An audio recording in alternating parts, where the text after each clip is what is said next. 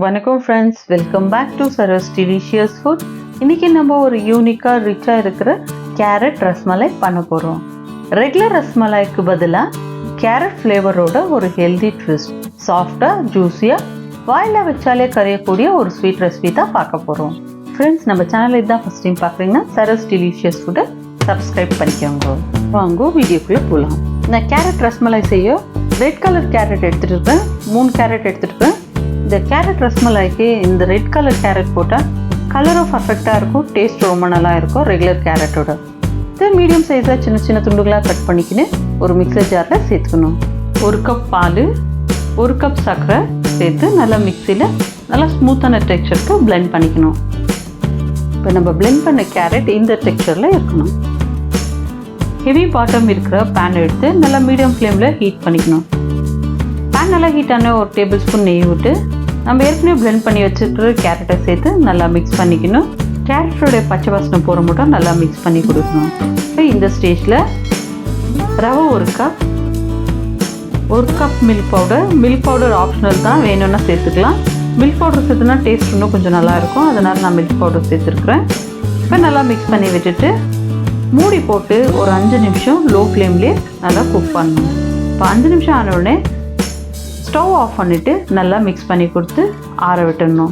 இந்த கேரட்டை சைடாக வச்சுட்டு இப்போ ஒரு பேனில் 1/2 லிட்டர் பால் ஊற்றி நல்லா திக்காக மட்டும் நல்லா பாயில் பண்ணி வைக்கணும். இப்போ ஆறி இருக்கிற கேரட் எடுத்து நல்லா ஒரு வாட்டி மிக்ஸ் பண்ணிக்கணும். இப்போ பட்டர்னா நெய்னா எடுத்து கையில் நல்லா தடவிக்கணும். தேவையான அளவுக்கு கேரட் எடுத்து நல்லா ரவுண்ட் ஷேப்பாக பண்ணிக்கணும். உங்களுக்கு எந்த ஷேப் பிடிக்குதோ அந்த ஷேப்பில் பண்ணிக்கலாம். நான் இந்த ரவுண்டாக பண்ணிக்கிறேன். நல்லா ஸ்லோவாக ரவுண்டாக பண்ணிக்கணும், கிராக்ஸ் இல்லாத பார்த்துக்கணும். மிச்சம் இருக்கிற குக் பண்ண கேரட்டை இதேமாரி சின்ன சின்ன பால்ஸாக உங்களுக்கு பிடிச்ச சைஸில் ரவுண்ட் பண்ணி எடுத்து வச்சுக்கணும். ஃப்ரெண்ட்ஸ், கேரட் லட்டு எவ்வளோ அழகாக இருக்குது பாருங்கள். நம்ம பாயில் பண்ணி வச்சுருக்கிற மில்க்கு நல்லா திக்காகிட்டு வந்துட்டு இருக்குது. ஓரத்தில் இருக்கிற ஏடெல்லாம் எடுத்து சென்டரில் விடணும். 1 கப் சர்க்கரை, சாஃப்ரான் 1 பிஞ்சு. சாஃப்ரான் சேர்க்கறதுனால மில்கோட ஃப்ளேவரும் கலரும் ரொம்ப நல்லாயிருக்கும். Milk powder 1/2 cup, cardamom powder 1 spoon, 1 table spoon பாதாம் பவுடர். என்கிட்ட பாதாம் பவுடர் இருந்தால் நான் சேர்த்துக்கிறேன், அது ஆப்ஷனல் தான். இது போட்டு நல்லா மிக்ஸ் பண்ணி விடணும். மில்க் நல்லா திக்கான பிறகு நம்ம ஏற்கனவே ரெடி பண்ணி வச்சுக்கிற இந்த கேரட் லட்டுவை நிதானமாக ஒன்று மில்கில் போடணும். இனிமேல் போட்டுட்டு கரண்டி எதுவும் போட்டு கிளறக்கூடாது, லோ ஃப்ளேம் வச்சு நல்லா பாயில் பண்ண விடணும்.